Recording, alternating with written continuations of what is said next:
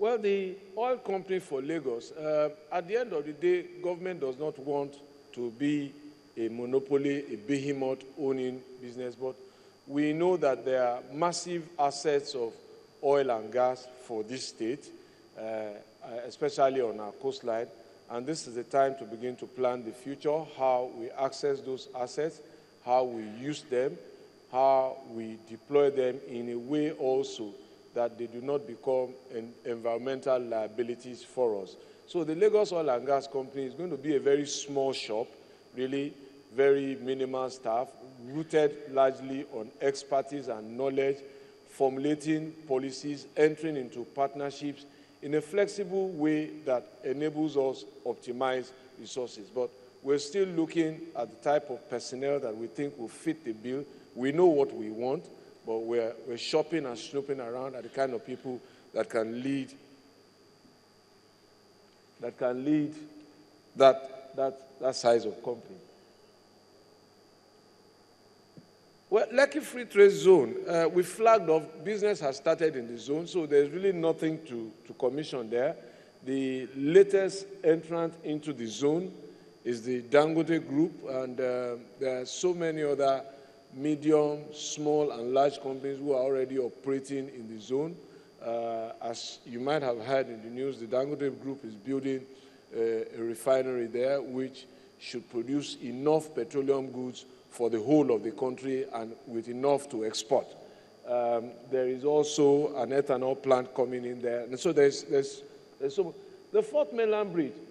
Let me quickly deal with the Blue Line and then I'll come back to the Fourth Mainland Bridge. The Blue Line is a project underway. It's a 27-kilometer rail line project. We've completed we're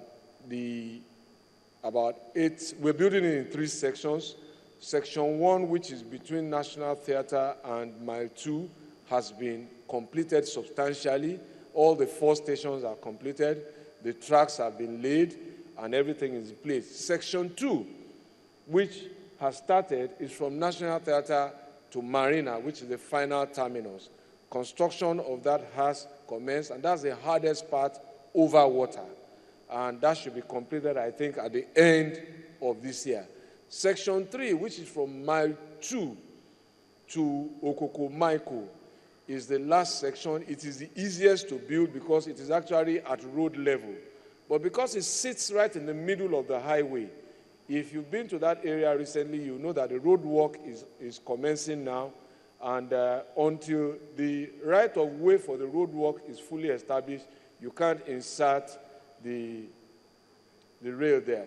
So we expect that sometime next year, these projects will be substantially completed.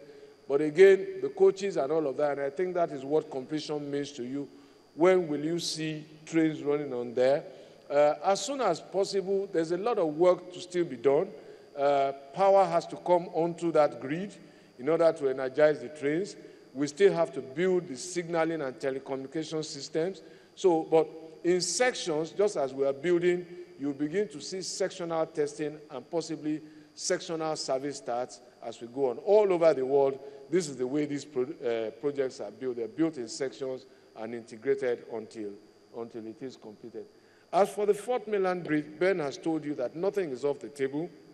But as I said, the question I have asked my team all the time, fine, it's good to build a Fourth Mainland Bridge, but how many people have done the econometrics of a Fourth Mainland Bridge?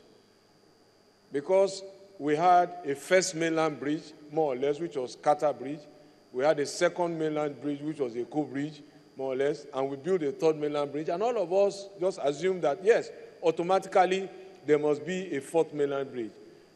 Bankers will tell you, well, so how many people will it carry? What is the efficacy of this asset here, now, and where should we put it? So some of the things we're looking at is, okay, what is the real issue here? Crossing from Lekki area to Ikorodu area. Can we do it by ferries? Can we do it by pontoons, and you can drive your vehicles onto pontoons and drive across to Ikorodu, which are some of the solutions we're already working on. Now, if we are also building this road, we have some numbers indicating that a road of about 23 kilometers and 4 kilometers of bridge will take us across, and it can be quote and unquote a fourth mainland bridge. Perhaps not as long as the third mainland bridge, but really what is the objective? To cross. We have indications that that kind of road will cost about 240 billion naira, and is constructible over 3 years. Now, how do we add 80 billion naira per year into our current budget? Because you are also telling us from some sections of this state that, well, the state is borrowing too much. That is the feedback coming from some sections. But that's where that kind of borrowing can go. But we're looking at our airport, we're looking at the Lekki Free Trade Zone, we're looking at the Dangote refinery, we're looking at the Lekki Seaport, and to say, look, in choosing this alignment now, we should not get stuck with the alignment that we were talking about, because we will never have the opportunity to do this twice. Can we reconfigure the alignment in a way that it becomes a catalyzer for all of those projects? So that has given us a wider perspective of this thing. But surely the need to cross is there. What is the best way to cross is some of the issues that we're looking at. It just shows the flexibility and the continuously thinking nature of the team that I serve with. And I think I can go now.